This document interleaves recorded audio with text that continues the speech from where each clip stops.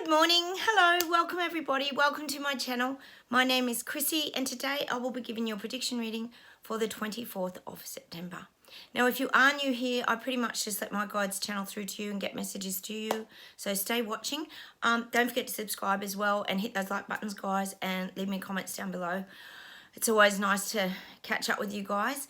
So I'll close my eyes, we'll get started and we'll just see what comes up. Oh, and firstly, I just wanted to mention in a video I did about, it was probably a month ago maybe, I did talk a lot, it kept coming up about the Mexican border and we were talking about the cartels and all this sort of thing. Well, there's a video popped up on my feed this morning by Redacted. I know some of you probably follow Redacted over there. They have a video explaining how now the Mexican border to the US and Canada is a part of the Klaus WEF agenda. Someone's come out and sort of blown the whistle on what was said at one of the meetings apparently. So that's like part of what's under the iceberg.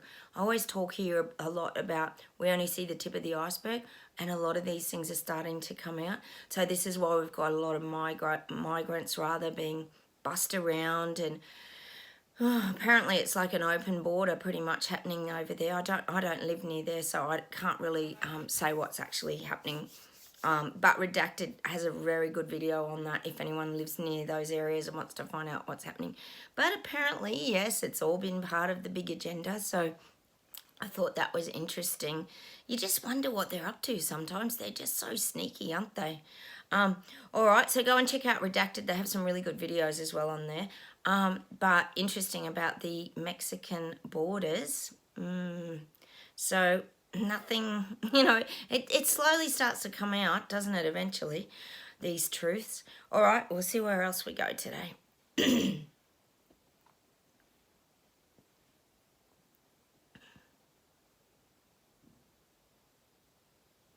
God, they're showing me Trudeau, and it's like he can't get his footing. So it's showing me him going up the stairs for you people in Canada and surrounding areas, Quebec. He can't get his footing right. It's like the stairs have become really slippery and he's tripping up. He's tripping over his own feet going up the stairs of his elite tower, I guess we could say. And he's having to hang on to that railing. So I do feel Trudeau is getting a lot of challenges put in front of him.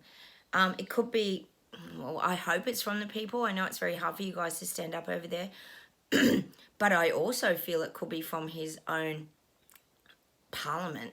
Like I often talk about these tyrant dictators, how it's their way or the highway, and they don't incorporate their other politicians and people in their government and power in their chambers and things into their decision-making process. And that becomes a big problem because then they push against you as well. So I do feel like Trudeau, I keep saying it, he's not well liked in his own parliament. It's not just the people. He's not well liked within his own parliamentary house. He's not popular at all. People really don't like him. He's extremely dismissive. He dismisses people like their input and their say doesn't count. It's his way or the highway. He'll always turn it around, so he gets to implement it anyway, and we know that. So I am getting that he's slipping. He's struggling to get up his flights of steps. I'm gonna sneeze. Sorry, guys. Ew! Ew! It's springtime here, and it makes you sneeze sometimes when all the blossoms are coming out, doesn't it? So that's what I'm getting Trudeau, which isn't a bad thing because that could mean that it's slowing him down a little bit. He's not just climbing, we talk about the rungs of the ladder. He's not just climbing to the top. He's getting a little bit of resistance from his own inner circle, meaning the people that support him as in the parliament and the government kind of leadership roles. Let's see where else we go today. Oh, I'm getting New Zealand. New Zealand, you're on the map. We know Jacinda Ardern's been mixing and rubbing shoulders with all the royals and all the elites flying around with Trudeau. Oh, they're like BFFs now, aren't they? But I'm getting that she's really up there. I keep saying her and Trudeau are very competitive, and they are. They're probably the two most competitive, definitely. Because, as we know, and I know a lot of you guys in New Zealand said she's written a book about herself, which I don't think many people would have read, because we can imagine what that's all about, just how wonderful she is. Because these people are real narcissists, like we've got to remember that. And so they're sort of building their own little world. But you know, it's what I keep saying, it's a fantasy world. These elites are living in a fantasy world because they think this is how people view them. But we know here it's not how people view them. People are viewing them as monsters, dictators, narcissists. Oh, God, the list could go on. It was an endless list, isn't it? Let me know if you've got any names down below to share. We can always use them in future videos. So that's what I'm getting for Jacinda Ardern. She's really pushy, and she makes sure she's right up there and that she's being recognised as a world leader. That's how they want to be recognised. Her in particular, well, we know Trudeau does. He wants to be the king of the castle. But Jacinda Ardern is also up there. She wants to be recognised worldwide as a big global leader with a lot of power. Oh, it's incredible, isn't it, these people? I'll just see what else we get today. For some reason I'm getting Hawaii. Hawaii's got a lot of changes going on over there. I know you have a lot of military force. I feel like Hawaii's been really changed over the years. Years ago, say 60s, 70s, it was this beautiful, really beautiful tropical island that was a real holiday destination that people really love to go to. And I feel like it's not quite, sorry guys, perceived like that anymore. I feel like it's becoming, I'm getting that feeling of a military base. There's a lot of military domination. And I don't mean it's just become like all military, but I mean the the governing of the country is very divided. I feel like you're very divided in like Hawaii. It's a place of very clear division. There's the wealthy and there's the poor. That's what I'm getting for Hawaii. They've been very downtrodden over the years. And it's had a big impact on them. And that's what I'm saying. It doesn't have what I'm trying to say is it doesn't have the energy anymore. You know, you think years ago of, God, even Elvis movies, what were those Hawaiian movies he used to make there? And they had the lasers that they'd put around you, and it was all really tropical, and cocktails, we could all relate here with the coconut cocktails. And it had this great vibe and a real resort and just relaxing and just, Hawaiian girls dancing and all this kind of stuff. Well, I feel like that image has completely changed. It's showing me it's been like all wiped out. And I'm not saying you don't still have those things, but it's become a lot more commercial. It's like become a real product of the place. So they've tried to commercialize it, and it's been commercialized too much, and it's almost like it's ruined the vibe, like the vibration, sadly. That's what I'm getting for Hawaii. I'll see where else we go today. Oh, I'm getting England. England is waking up from their slumber. And I think what they're saying here is they're waking up from the the Queen's passing, which put everybody into a slumber or a coma for a little bit, because I kept calling it the royal lockdown. But I feel like people in England are starting to wake up, and they're starting to emerge again. They're getting out on the streets again. The vibe's starting to lift again. So we're going to have, I still feel like in England, you're going to have this period of calmness where everything's going to be okay. It's going to feel normal. It's going to feel fine. And then we know where it's headed. I know you guys know where it's headed.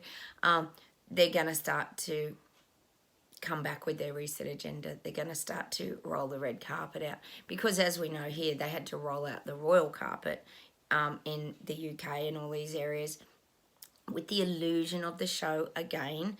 And it was very grandiose with all the flags and everything, but now we're getting that's going to start to get slowly rolled up and gently put away, and the reset carpet's going to start to roll out again.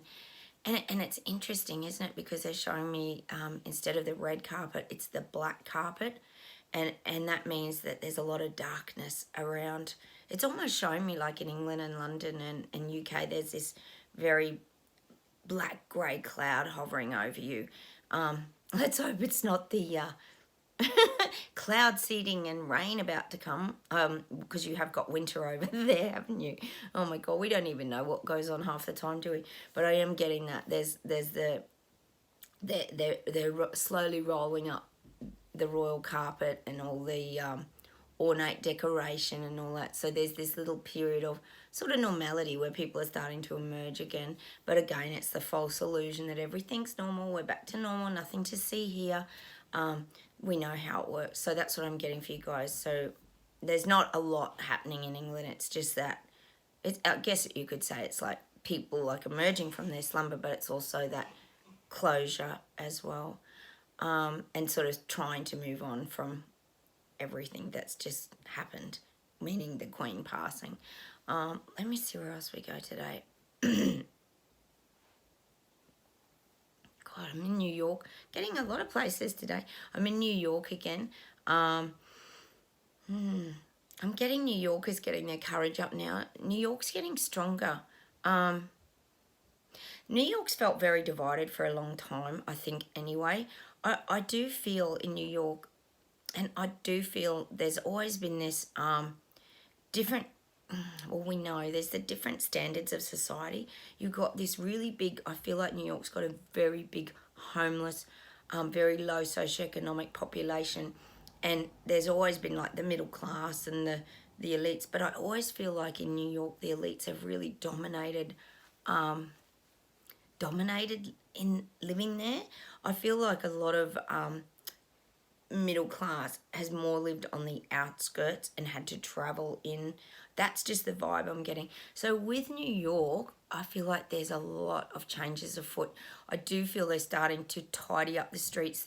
They're wanting to, it's showing me them like scraping out, oh, it's terrible, isn't it? It's showing me them like scraping out, like bringing in like bulldozers and scooping up. This is not in reality.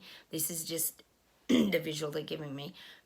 Scraping people up on the bulldozers, meaning the homeless people and the lower socioeconomic people, and moving them out like to little villages.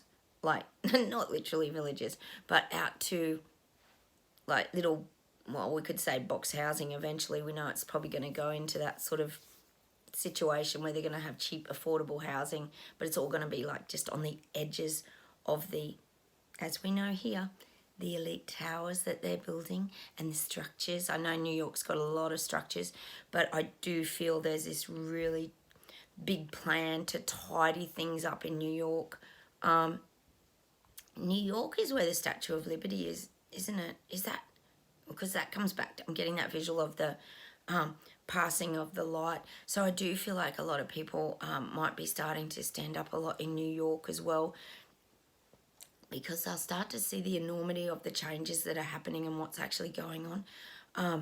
And of course, it's like I keep saying to you guys, they're going to start to wipe out car parks. They're not going to want people to drive into the cities. I don't know, probably in New York, there's not a lot of people that drive into the cities anyway, because you have a lot of subways and that, don't you, underground.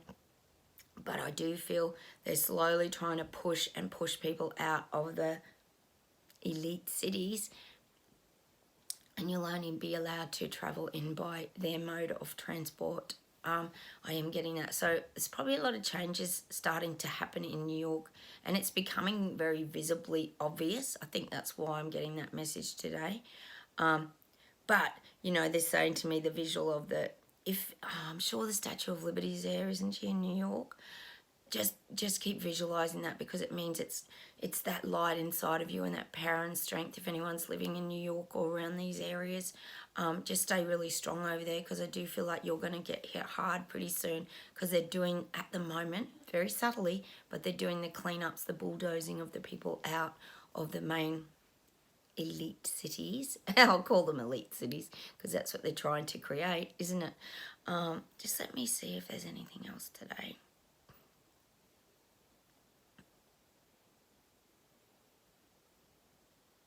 Yeah, they are.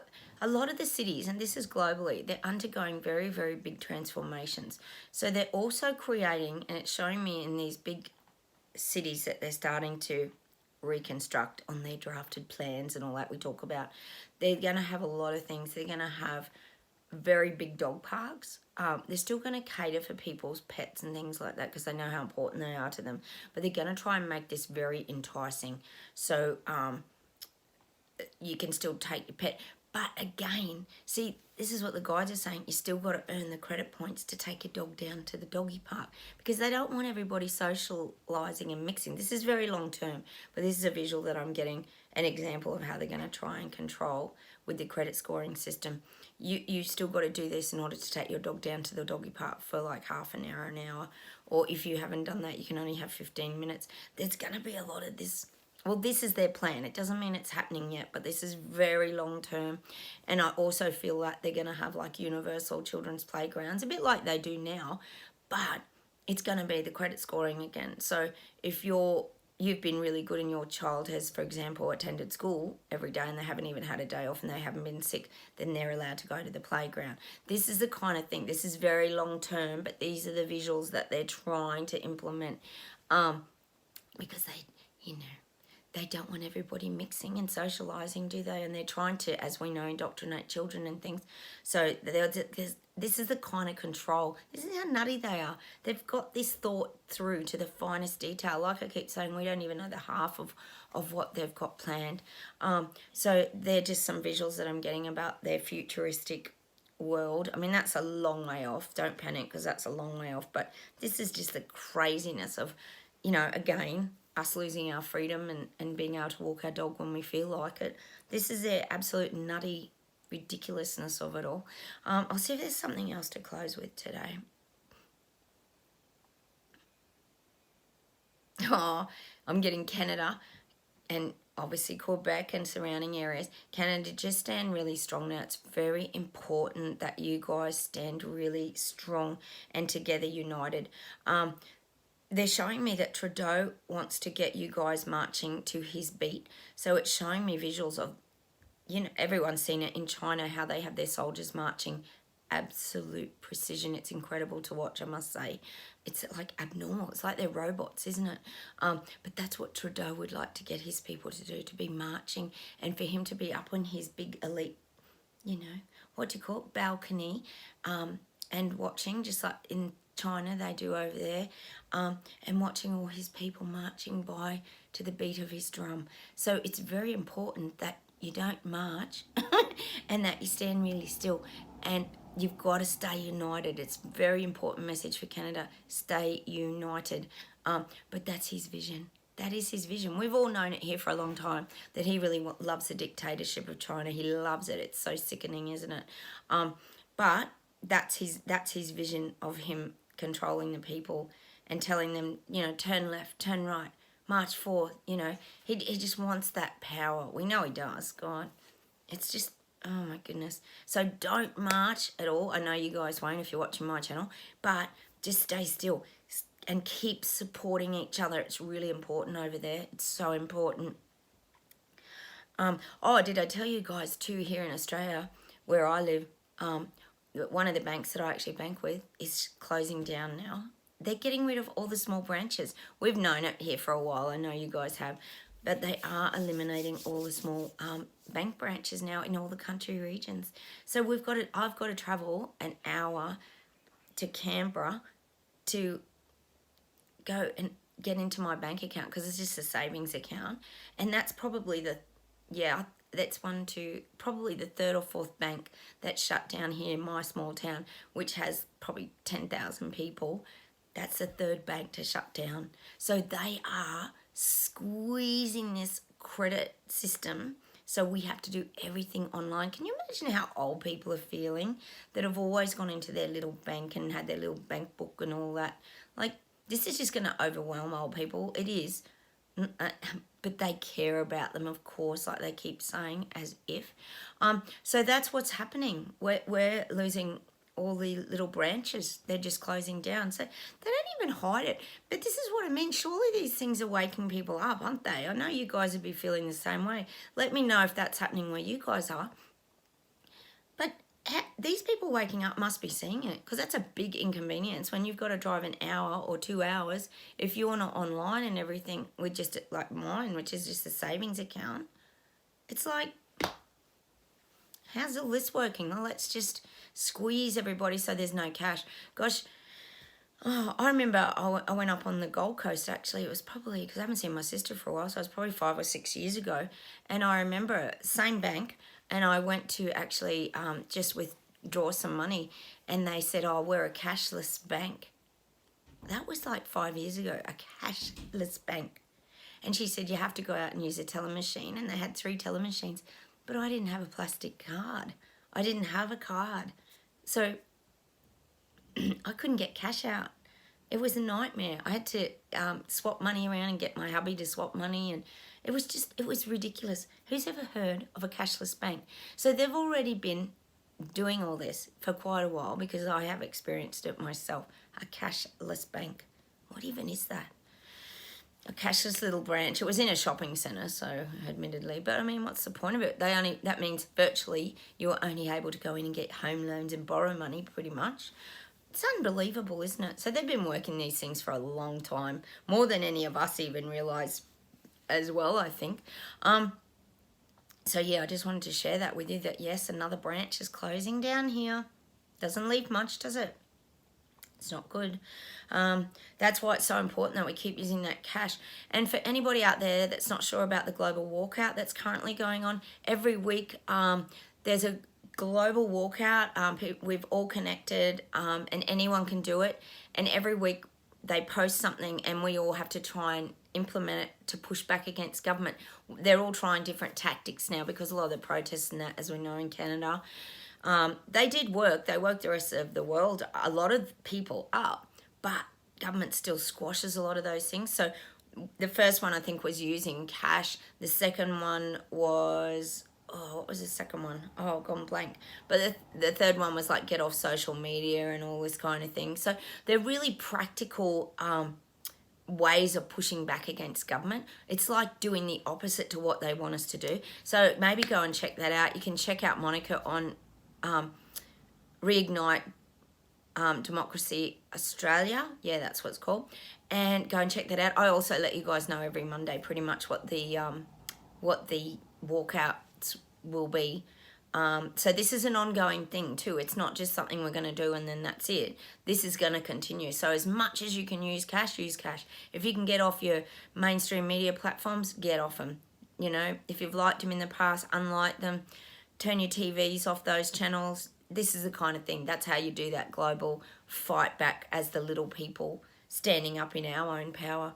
I'll just see if there's something to close with today.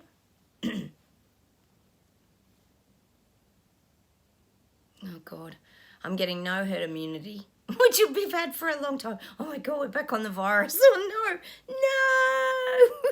I know you guys will be thinking that. I keep saying this isn't over. We know it isn't over. Why would they have built Moderna factories, Canada, Australia, and God knows where else they're probably building them? I am seeing a wave again. And it could be that you guys are coming into winter, so they've got the perfect opportunity over there to push the flu jab and all their jabs. You know how it goes. So I am getting this wave starting to build. Let's hope it's not around another variant or whatever. Oh, God, it's just never ending, isn't it? I just can't stand it. Oh, so I am getting that visual of the wave is starting to build. Oh, my God, around the next event. Oh, God. I did say there was more coming, and I do believe that there is. Hang on a second. But see, the vilification and the being ostracised, it's not as strong anymore. It's not. It's just not there. For anyone who watched my sister and I on our video yesterday, even she's more open-minded. She thinks everybody's past that now, and she's jabbed. But she agrees that everyone just has to move on now. Like, we're jabbed, so we should be safe. Like, she's got that mindset, and that's fine. We just are different people. But, you know, that's starting to subside, because they're all sick of it as well. And that's what you got to remember, that they're jab weary. They've had enough. And now they're seeing all the garbage that's coming at them. And there's a lot of it, isn't there? Oh, hang on a sec.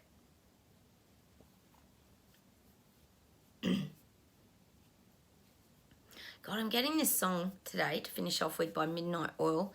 And it's, I'm sure that it's called Somebody's Out There, Somebody's Waiting. Somebody's out there, somebody's waiting. And I do feel like that's a lot to do with the global elites. They're waiting. It's like someone's out there and they're waiting to pounce all the time. And we know it. We know there's all the CEOs, all the world leaders, all the global leaders, they're ready to pounce. So that's why I'm getting that Midnight Oil song. Somebody's out there, somebody's waiting. And that's what I'm going to leave you with today, that song. We'll go and check it out. There might be a message in there. We never know. We all interpret songs differently here. I do love Midnight Oil. They're a fantastic band. An Aussie band. You probably all know them over there. He used to dance like this and he was all really weird. It was great though. I do love Midnight Oil. All right, go check out that song. And I will hop on and make another video tomorrow. Hopefully I'll get my sister to make another one on a different topic. And I will say goodbye from Australia. Take care. Have a wonderful weekend, everybody. Hit those like buttons. Leave me comments down below. And I'll talk to you very soon. Bye from Australia. Bye.